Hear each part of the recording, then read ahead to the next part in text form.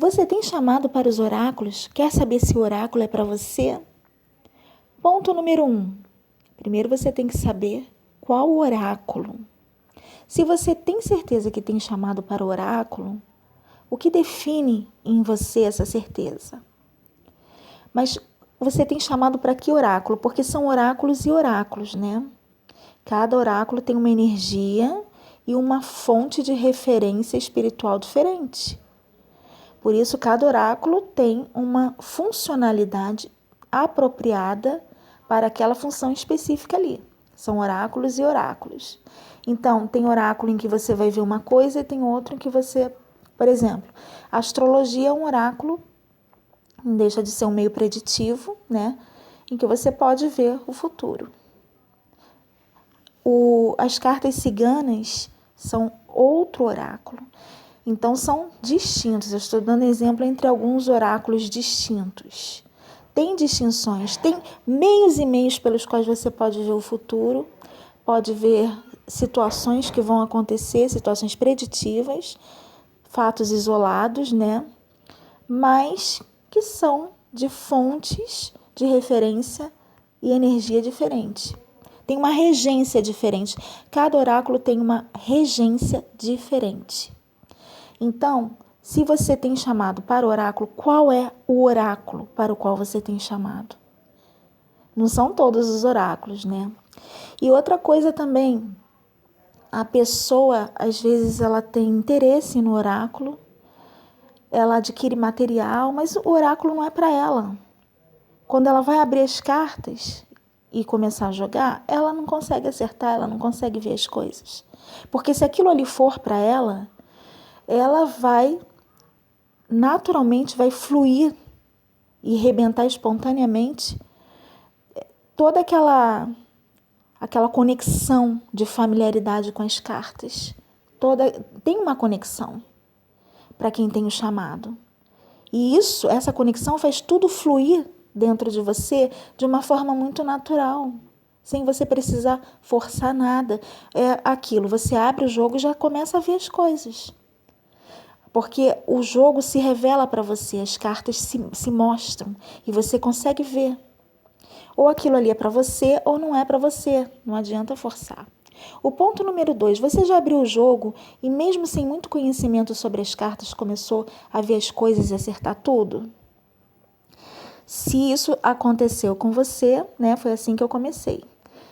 Eu comecei bem cedo, com 17, e foi assim que eu comecei. Eu abri o jogo, naquela época não tinha muito material de estudos, aliás, não tinha nenhum material de estudos, né? Tinha só aquelas revistas de banca de jornal, que eu lembro, com alguns assuntos, algumas explicações bem rasas sobre as cartas, e não dava para você saber tudo. Mas eu abri o jogo e eu começava a ver as coisas, começava a acertar.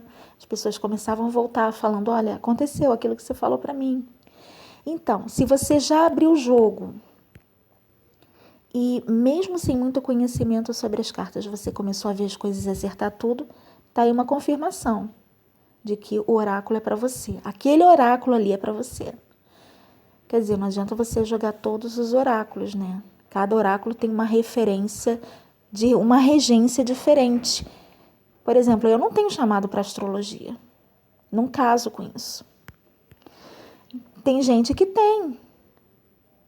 Tem gente que consegue ler as coisas ali no mapa assim absurdamente. Agora, tem gente que não consegue, mesmo lidando com astrologia, não consegue ler direito. Quer dizer, ou você tem o chamado para aquilo ali, ou você está ali de bicudo, intrometido, entendeu? Ponto número 3. Você tem familiaridade com as cartas a ponto de dominar a tradução da linguagem simbólica? Olha, familiaridade com as cartas é importante, é um chamado. É uma confirmação de conexão, essa familiaridade com as cartas. Quando você, aquele dia assim que você abre o jogo, não é um dia, é uma situação que é ingênita, né? É tua. Quando você abre o jogo e começa a ver ali as coisas de uma forma, com uma fluência, né? Muito natural, muito espontânea. Eu não estou falando de pessoas que têm, assim, auxílio de entidades para ler cartas, o auxílio espiritual para ler cartas. Eu estou falando de você. Eu estou falando do seu entendimento, eu estou falando do dom que vem da sua essência. O dom não é um dom, eu não estou falando aqui de um dom que vem de uma entidade encostada em você. Eu estou falando de um dom que vem da sua essência, de dentro de você.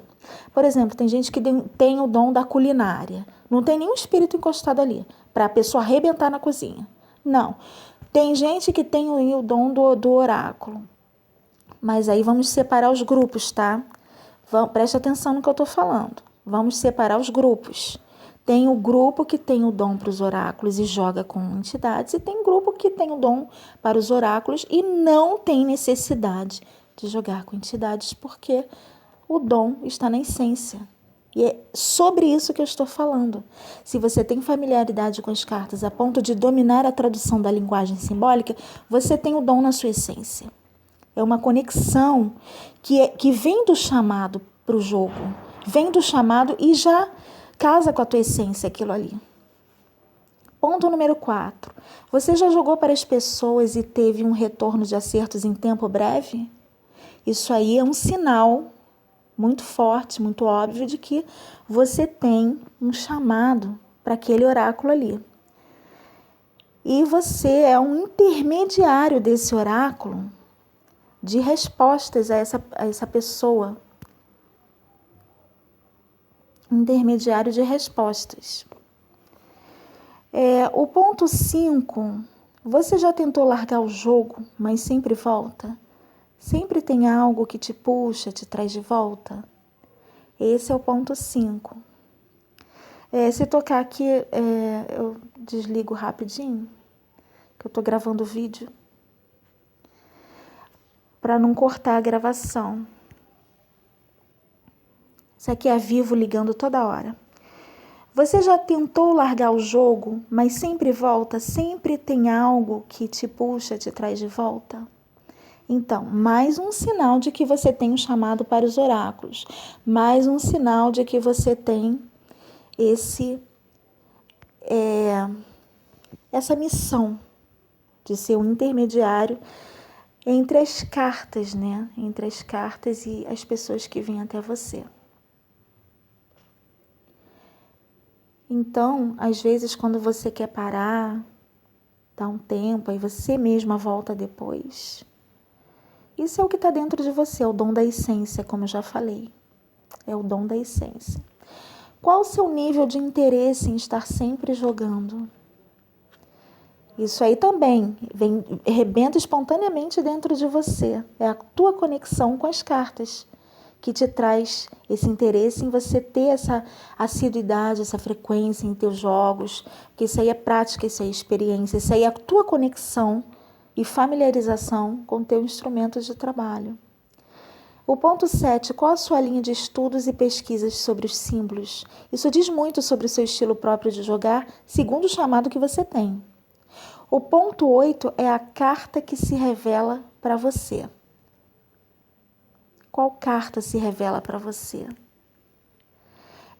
As cartas, né? As cartas, elas se revelam para você. Por exemplo, você abre o teu jogo, não tem tanto conhecimento, tanto estudo, mas você consegue essa conexão, flui esse contato teu com o oráculo e as cartas vão se mostrando para você a ponto de você conseguir, tendo assim um campo de visão, não estou falando de evidência, mas um campo de visão assim, de entendimento intelectual, racional, a respeito dos símbolos, da coerência simbólica aliada aos significados. E você vai desenvolvendo aquilo na tua mente para concluir o que está se revelando para você ali. Ou seja, as cartas se mostram para você. Mesmo que você não tenha muito estudo e conhecimento, elas vão se mostrando ali na leitura e isso não significa que você não precise de estudo, isso é burrice, é claro que você precisa, mas isso aí digamos assim, uns 10% de uma conexão que vai te dar um entendimento ali de uns 10%, né? Vai te dar um pontapé inicial naquilo ali, o resto é com você. Não pense que tudo vai ficar por conta das cartas se revelando. O 9º ponto. Já tentaram te tirar, mas não conseguiram? Afastar você do seu jogo? É porque não mandam no teu chamado. Ninguém manda no teu chamado. Ah, você tem que parar de jogar, você tem que sair daí. Não, ninguém manda no teu chamado. Quem te chamou, quem te colocou ali, é a única mão que pode te tirar dali. O 10º ponto. Você tem mão para jogo? Sabe lidar com as cartas? Assim que bate o olho no jogo, já vê tudo? Já sabe o que vai dizer? É aquela conexão que flui, é aquela conexão que rebenta espontaneamente, é a confirmação do teu chamado para o jogo, para as cartas. Mas qual oráculo?